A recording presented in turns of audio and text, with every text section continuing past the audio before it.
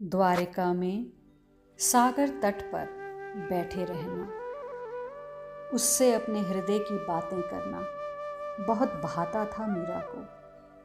वह घंटों तक समुद्र की लहरों को अपलक निहारा करती। कभी उसे लगता कि समुद्र के बीचों बीच द्वारिका ऊपर उठ रही है।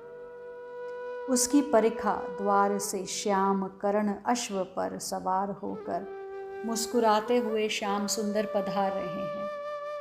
हीरक जटित ऊंचा मुकुट जिसमें लगा रतनमय मयूर पंख अश्व की चाल से झूम जाता है।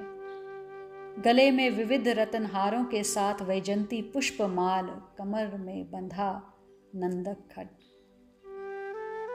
कमर बंद की झोली से झांकता पांचजन्य शंख, घुंघराली काली अलकावली से आंख मिचौनी खेलते मकराकृत कुंडल, बाहों में जड़ाऊ भुजबंद और करों में रत्न कंकण, केसरिया अंग रखा और वैसी ही धोती, वैसा ही जरीदार गुथे हुए मुक्ता का रेशमी दुपट्टा जो वायु वेग से पीछे की ओर फहरा रहा है। जैसे ही सागर की तरंगों पर दौड़ता हुआ अश्व आगे आया, द्वारिकाधीश ने मुस्कुराते हुए दायां हाथ ऊपर उठाया। वैसे ही मीरा उतावली हो सम्मुख दौड़ पड़ी।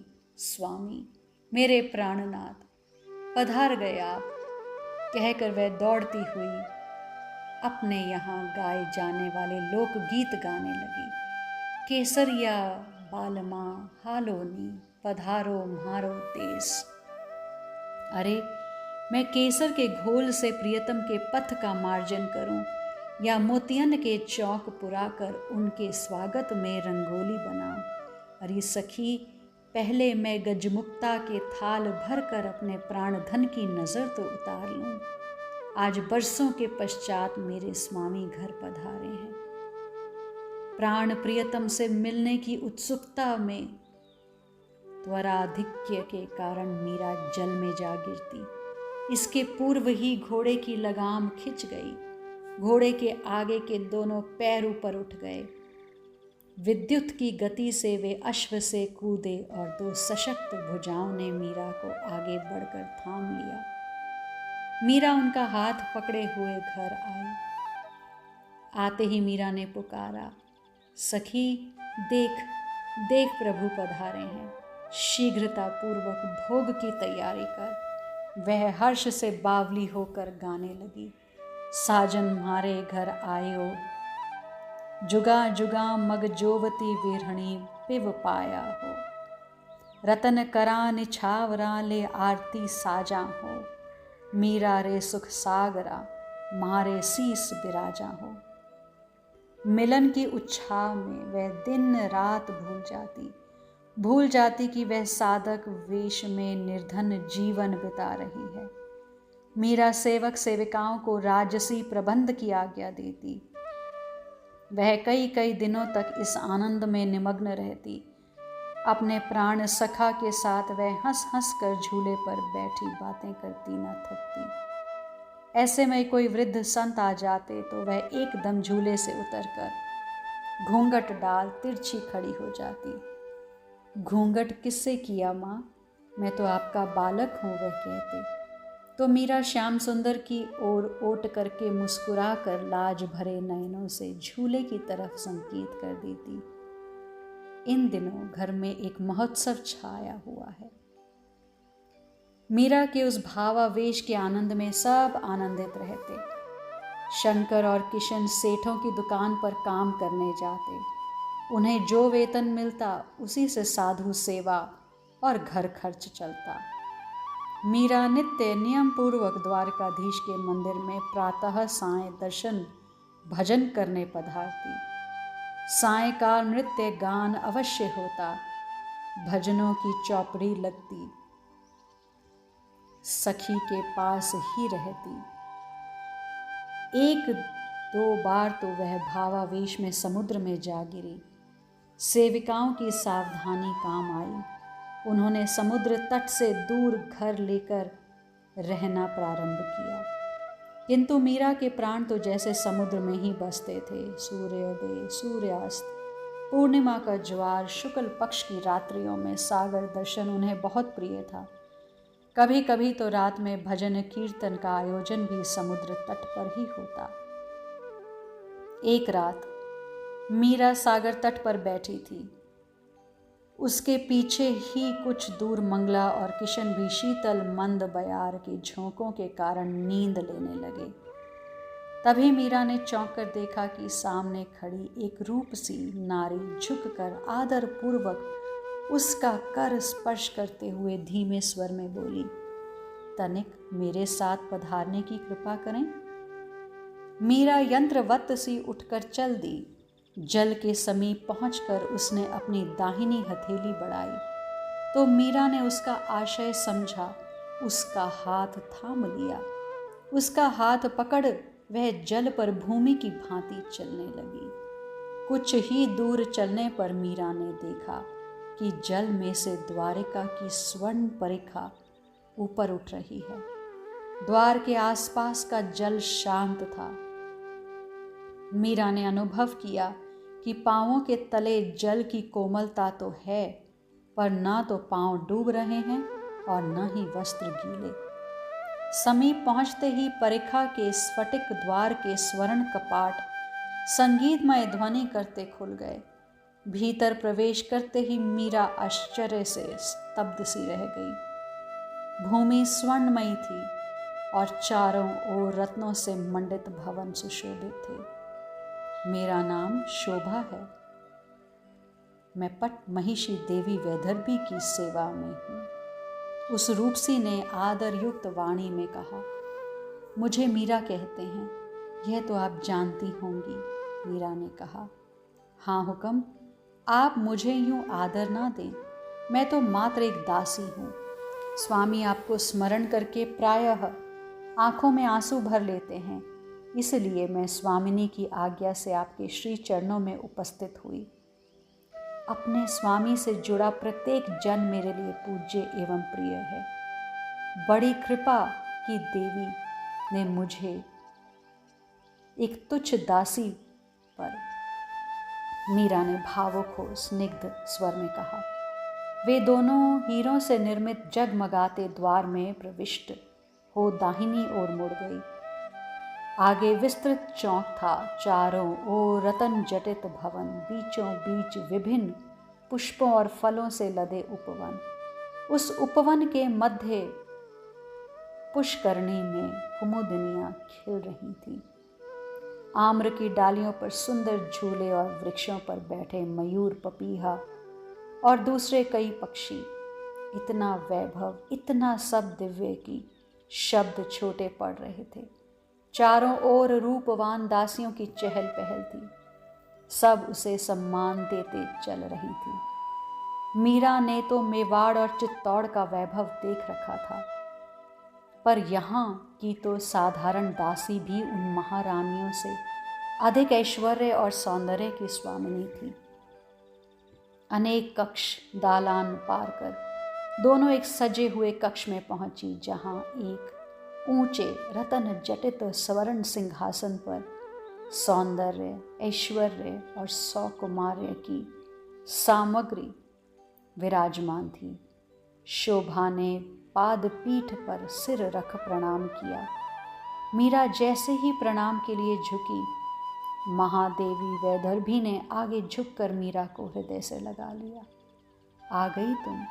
उन्होंने मीरा को अपने समीप बिठाना चाहा, पर मीरा पाद पीठ पर ही देवी के चरणों को गोद में लेकर बैठ गई। सभी बहनें तुमसे मिलना चाह रही हैं। स्वामी यदा कदा तुम्हारी स्मृति में नयन भर लाते हैं। कठिन कठोर मर्यादाएं बड़ी दुखदाई होती हैं मीरा, अतः मुझे ही सबकी रुचि जानकर मध्यम मार्ग शोधना पड़ा। देवी ने मीरा का चिबुक स्पर्श कर दुलार पूर्वक कहा। पहचानती हो मुझे? मैं तुम्हारी सबसे बड़ी बहन रुक्मणी हूँ। आओ इधर सुखपूर्वक बैठो। ऐसा कहकर हंसते हुए मीरा का हाथ थाम कक्ष में बिछे रेशमी गद्दे पर मसनद के सहारे वे विराजित हो गई। दासियां मधुर पेय लेकर उपस्थित हुई। देवी रुक्मणी की आज्ञा से एक पात्र मीरा ने भी उठा लिया और धीरे धीरे पीने लगी। किसी भी प्रकार वह समझ नहीं पाई कि वह पेय किस फल का रस था। खाली पात्र लौटाते हुए उसने आश्चर्य से देखा कि उसके हाथों की झुर्रियां समाप्त हो गई हैं और वह स्वयं भी षोडश वर्षीय किशोरी के समान सुंदर और सुकुमारी हो गई है। मीरा दिव्य द्वारिका में महारानी रुक्मणी जी के साथ बैठी है। वहाँ अलौकिक पेय रस के सेवन पश्चात मीरा षोडश वर्षीय किशोरी सी सुकुमारी हो गई। उसी समय सम्मुख द्वार से राजमहिषियों ने प्रवेश किया। देवी रुक्मणी और मीरा उनके स्वागत में खड़ी हुई। देवी ने 2 पद आगे बढ़कर सबका स्वागत करते हुए कहा, पधारो बहनों, अपनी इस छोटी बहन से मिलिए। आने वाली महारानियों ने महादेवी के चरण स्पर्श किए और उन्हें आलिंगन दिया। मीरा ने भी भूमि पर सिर रखकर सबका एक साथ अभिवादन किया। सबके आसन ग्रहण करने के पश्चात देवी ने उनका परिचय कराते हुए बताया, यह मेरी छोटी बहन सत्यभामा।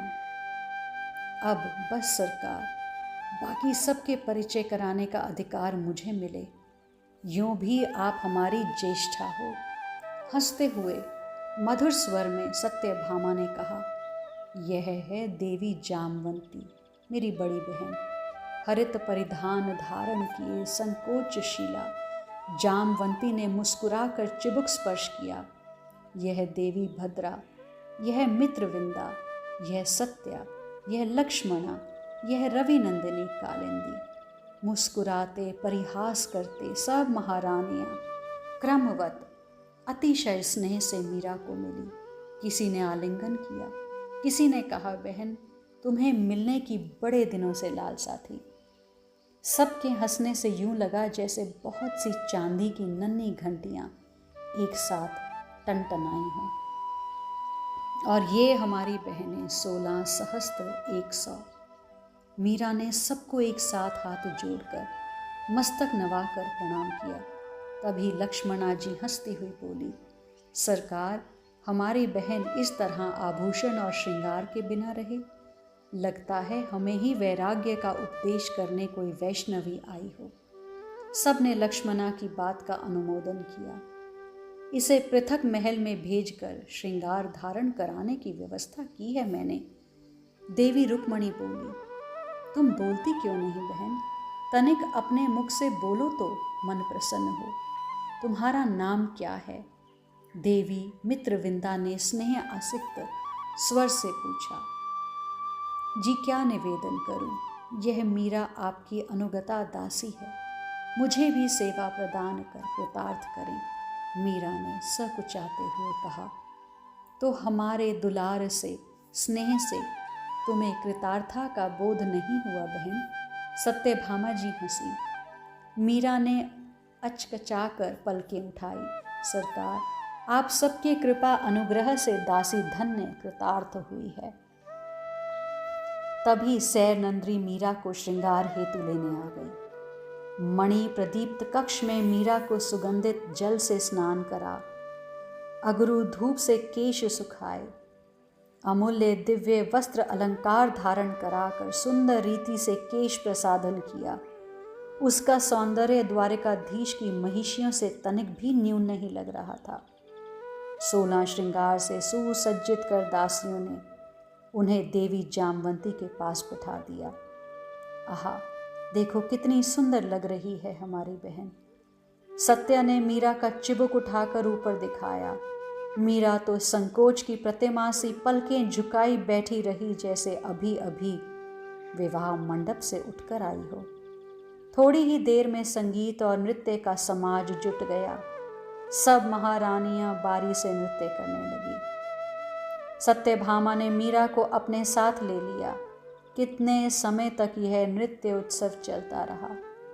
इसके पश्चात दासियां पुनः पेय लेकर प्रस्तुत हुई और उसके बाद भोजन की तैयारी।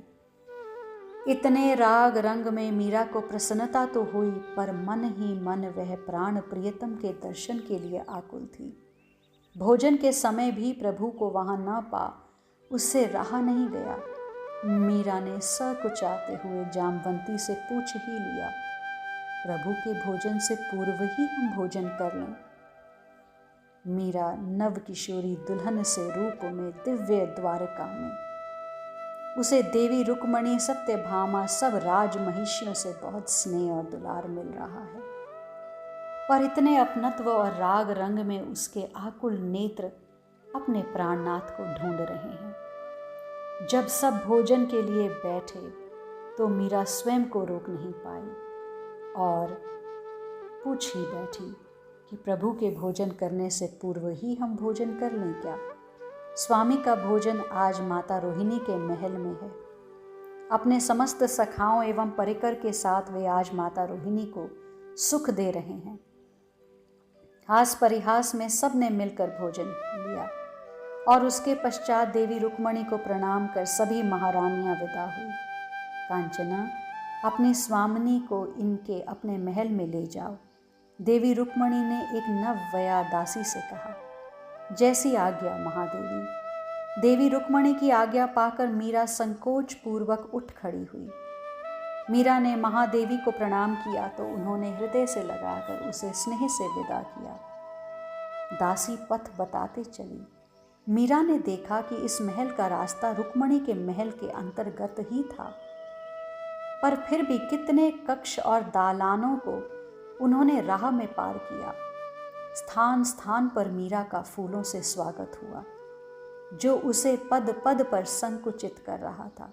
वह सोचती, मुझ नाचीज के लिए इतना सब आरंभ, पर मीरा को द्वारिकाधीश की महारानियों का परस्पर स्नेह, निरअभिमानिता प्रशंसनीय लगी और दूसरी ओर दासियों की विनय युक्त सेवा, तत्परता और सावधानी भी सराहनीय थी। लेकिन मीरा की आंखें तो खोज रही थी अपने प्राण प्रियतम को। एक रतन जटित कौशे वस्त्रों से आच्छादित हिंडोले पर मीरा को कांचना ने बिठा दिया। कोई दासी चवर, कोई पंखा करने लगी तो कोई पे ले उपस्थित हुई। एक लगभग 30 वर्ष की दासी ने प्रणाम कर निवेदन किया, सरकार, दासी का नाम शांति है। मेरी अन्य बहनें प्रणाम की आज्ञा चाहती हैं। मीरा की इंगित करने पर सब समक्ष आ प्रणाम करती हैं और शांति सबका नाम, सबका काम बताती जाती। मीरा को शांति का स्वर जाना पहचाना सा लग रहा था। वह सोचने लगी कि इसे कहाँ देखा है, और अचानक पुरानी स्मृति उभर आई और वो मन ही मन बोल उठी, अरे ये तो मेरी धाय माँ लग रही हैं। शांति, तुम मेरी। मीरा ने वाक्य अधूरा छोड़कर ही शांति की तरफ देखा। शांति स्वीकृति में सिर हिलाकर मुस्कुरा दी। मीरा ने पूछा, और कांचना ही मिथिला थी? हाँ सरकार। तो क्या चमेली, केसर, मंगला आदि सब? जी सरकार। जब नित्य धाम से प्रभु अथवा परिकर में से कोई भी इस जगत के धरातल पर जाता है तो उसे अकेला नहीं भेजा जाता। दयामय प्रभु सहायकों के रूप में निज जनों को साथ भेजते हैं। आपके साथ भी हम सब धरातल पर मौजूद रहे, कोई सेविका बनकर, कोई धाय माँ बनकर। प्रधानता भले एक की रहे, परंतु अंतर जगत से पूरा परिकर अवतरित होता है। उनसे जुड़कर संसार के हजारों जन कल्याण पथगामी होते हैं। कांचना को अपनी स्वामिनी महादेवी वैदर्भी का वियोग दुस्सह था, अतः उसे शीघ्र बुला लेने की योजना थी। सभी ने आपको अपनी एक एक दासी सेवा सहायता के लिए प्रदान की। और तुम? मीरा ने आश्चर्य से मुस्कुराते हुए पूछा। मैं महादेवी जामवंती जी की सेविका हूँ सरकार। यह आपका ही महल है और यह सब आपकी आज्ञा अनुवर्तनी दासियां। आप इन्हें आज्ञा प्रदान करने में तनिक भी संकोच ना करें। मीरा करुणा सागर प्रभु की योजना, उनकी अपने भक्तों को पग पग पर संभालने की सोच से भावुक भी थी और आश्चर्ययुक्त भी। फिर वह अपनी कृतज्ञता जताते हुए बोली, शांति, इस समस्त वैभव के साथ साथ तुम भी पट महिषी का प्रसाद हो मेरे लिए। धृष्टता क्षमा हो सरकार। तो क्या स्वामी भी? शांति ने वाक्य अधूरा छोड़ दिया। हाँ शांति, जीव को जो भी मिलता है, भले प्रभु ही हों, सब कुछ देवी के अनुग्रह से ही प्राप्त होता है। मीरा ने एक ही वाक्य में द्वारका की महिषियों की अनुगत्यमयी प्रीतिपूर्वक भक्ति का सार बताते हुए कहा। आज के लिए इतना ही, शेष आगे।